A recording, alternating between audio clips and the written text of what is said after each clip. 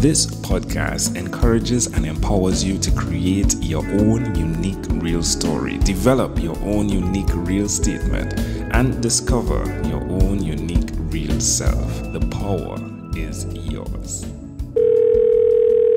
Good night, Allison Graham. How are you doing on this wonderful, beautiful night? Oh, I'm so enjoying today and excited to get to talk with you. And I know you've talked with so many people, so this is fun. This is great. That's wonderful. What part of the world are you in right now? I am in Canada and Ontario, so about a place called London. Canada's London is what we call it. It's about 2 hours outside of Toronto. Yeah, definitely. I was there and I had to be bouncing back. Like, I didn't plan it well enough. But my first night there, I went to London and then back to Toronto and then back to a small... But it would have been good if I did it the opposite way around. But London is beautiful. It is beautiful. Now, were you seeing somebody who was on your podcast from London? Yes. Oh, would I know him or her? I'm not sure. His name is Bruce. He has a podcast called Mindfulness Mode. Yeah, it's a pretty cool podcast. I could connect you guys. I'd love that. You know, a small world, and I don't know this Bruce fellow, so maybe I should. Yeah, he's definitely a great person to know. Believe me, we took the night by him, and it was fun. Like, I couldn't go to sleep. I had to go to sleep. I think I got like 3 hours rest, and then we were out again. Yeah, it was really amazing. But yeah, London awesome. People are highly ranked in my book. Oh, thank you. Thank you. Do tell me which of your talents is responsible for us connecting at this specific time in history. Well, I was thinking about that. I think it's either we can say it's my networking or my speaking, because it was Ron saying who connected us, or I think it was through Innovation Women. I don't know exactly how we connected, but both of those connections are because I'm a keynote speaker and out speaking and a part of communities. So that would lead to networking. So it's either networking skill, which I used to teach with my speaking for over a decade, and then it might be just the fact that I'm still a speaker, even though networking is no longer my topic. I would narrow it down to resiliency. Who did you learn that from? I love it. And in one way of looking at it is true. If it weren't for my resiliency and learning how to be resilient, which is what I'm passionate about and sharing with audiences now, I would not be here, because I assure you I would have given up on my journey, and I wouldn't have been a speaker, and I wouldn't have been networking, and I would not be doing this on a Monday night talking to you. So who did you learn that from, that ability to be resilient? It was a combination of a lot of people. I was actually, part of my story is I had a surgery that went wrong, caused some pain, some significant pain. And my doctors suggested to me to go on disability with the government and reevaluate my expectations for life. And it was in that moment where that doctor, I said, no way, I'm not doing that. I've got to figure this out. And he said, well, then you better master resilience. And I went on a quest to find an answer on how do you actually do that.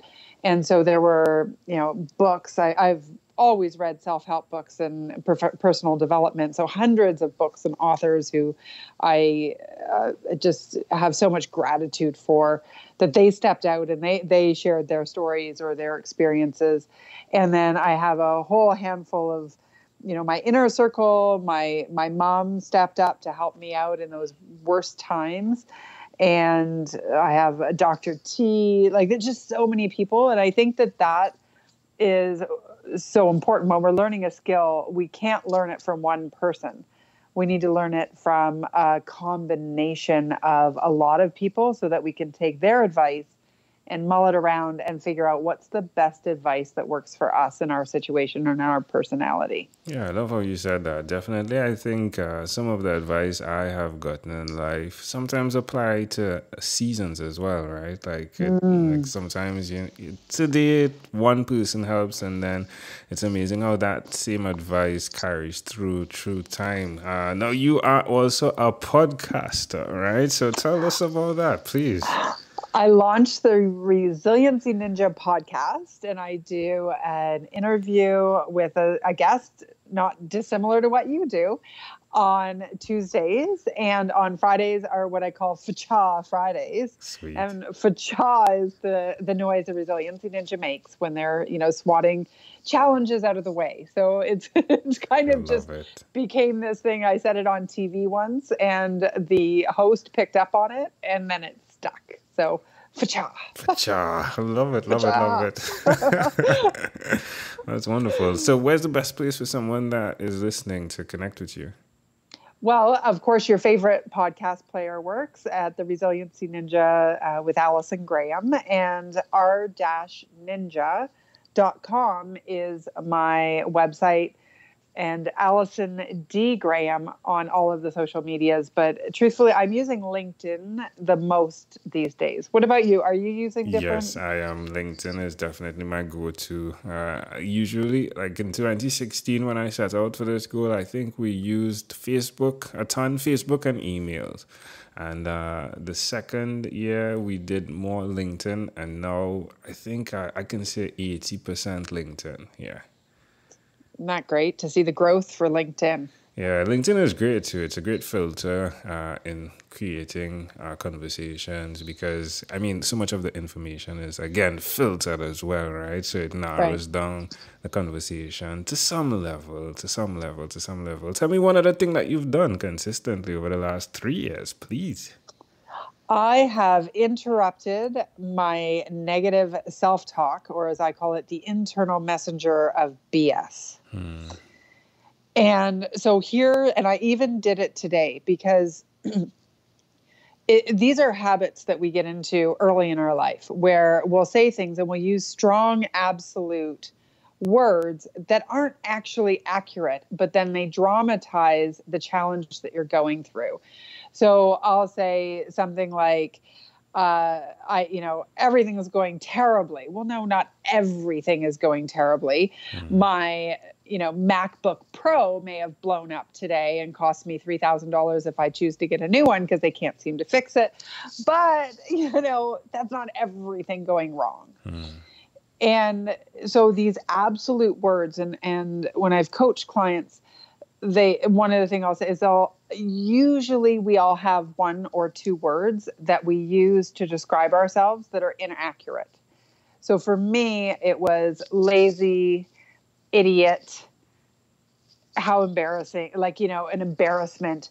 So these horrible words that I had to get out of the habit of using. And with my clients, I'm like, when they say things like that, because I'll pick up different words for them that they're using and I'll force them to write it down. So try to get in the habit of recognizing the pattern so you can interrupt the pattern, because I believe that our language that we're using in our day-to-day lives can significantly impact our ability to rise above and move forward in the face of obstacles. How does it make you feel?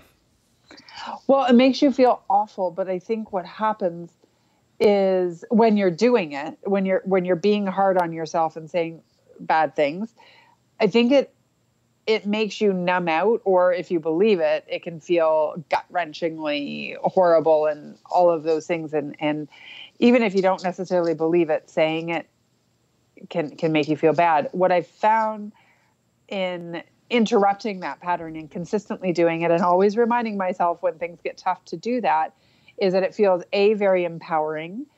It feels very self-loving and kind to oneself to interrupt a word, take a bad word that we've used and interchange it with something that is more accurate and more positive and kind, and that kindness towards ourselves. Amazing audience. Again, you're hearing it live from Allison D. Graham. Again, she is the podcast host of Resiliency. Now, your mic is just rubbing on your Yep. there we I go. picked it up. There we Sorry. go. There we go. So she is the podcast host of Resiliency Ninja with Allison Graham. So you can check that out. She also authored a book. She didn't say that, right? Best-selling called From Business Cards to Business Relationships, Personal Branding, and Profitable Networking Made Easy. Allison, let's switch gears for a moment. Let me now invite you into my time machine that is surrounded with beautiful, warm, blue Caribbean water. Allison, what is your earliest childhood memory? Oh, hold on. I'm still in the water. Okay, let's see. Earliest childhood memory has to be, and I know I thought about this and now I can't remember it. Isn't that ironic? It happens. It does. It's like it flashes, yeah, sometimes. Yeah. I remember, because you also asked me what my favorite song was when I was 12 years old. Right. So while this is not my earliest childhood memory, oh, no, you know what I am going to tell you, because it was right before we went to the orchestra. So my dad loved classical music. He was a pianist and very musically talented, which, by the way, I am not. And he always said, we're going to take you to the, and we're a small town, right? So the orchestra kind of came into the little city by where I grew up. And he would sit us in the front row of the theater. So he always said, my kids will be in the front row so they know they can't move and make a scene with 700 people behind them in the Chatham Cultural Center. And the song that you're going to ask me about, right? What was my favorite? And it was That's All by Phil Collins. I was taking forever to get ready because I had taped it off the radio. If you remember those old days where we actually used to push, tape, and I was like wearing out the tape listening to the song. And my dad was like, we've got to go to the orchestra. You'll hear better music when we get there. Anyway, it was a lot of fun. How do you see that memory connecting to who you are today? Well, I'm really driven by and motivated by music for sure. And I think probably watching those performers on stage, being a keynote speaker who has overcome her fear of public speaking and feels more at home in front of an audience than I do in front of at a networking party these days. I think that early experience of watching people performing and the conductor owning the crowd and everybody being silent and just soaking in what is coming from the stage is something that really shaped who I am and how I want to captivate audiences. Love it. All right, my friend. Well, we have arrived at our destination. But before we get off of this time machine, there's a small declaration form. So it's yes or no. We're going to move pretty quickly here now. Though, Allison, are you ready? I'm ready. Allison, have you chosen someone to pass on your skills to? Tons of people. Are you married? I'm not. Do you have children? I don't. Do you believe in God? I do. Do you have an inner circle of friends? Absolutely. Do you watch TV for more than 3 hours a day? No, not more than 3 hours, but I do love a good TV show. All right. What about screen time, the phone and or the computer? Is it more than 8 or less than 8 hours a day? Less than 8 because I made my iPhone. Oh, screen time total? Yeah, more than 8. Sorry. Right, Never mind. But I try to limit it. If you had to share with us your own unique real statement, a statement that represents who you are, Allison D. Graham, what would you say that is? Oh, my unique, like your real estate, like who you are? Yeah, like your real statement. Oh, I don't. You could say pass if you want to. No, I don't want to pass. I want to know my answer, but I want to be under our 12 minutes. Who I am, I'm so desperately wanting to serve the world. And I don't think desperate is the right phraseology for that. I feel this sense of service that has overcome me and wanting to help people get through the tough times like I got through my tough times. I am the person who I wish I had when I went through my decade of hell. I love that. I am the person I wish I had when I went through my decade of hell. And there we go. Love it. Allison, this has been a great pleasure. Before you leave, is there anything else you'd like to share with our amazing audience? Well, I love your audience and I appreciate you. Thank you. But I do want to say my first book was the one you mentioned, and that was published with Wiley. The book now that is about the resilience is called Married My Mom, Birthed a Dog, How to Be Resilient When Life Sucks. And that's the book that's out in the market today. Definitely a pleasure, Allison. Thank you for being on What is Inspired by 12-Minute Convos with Angel Joe. This segment has been brought to you by Amazel Enterprise.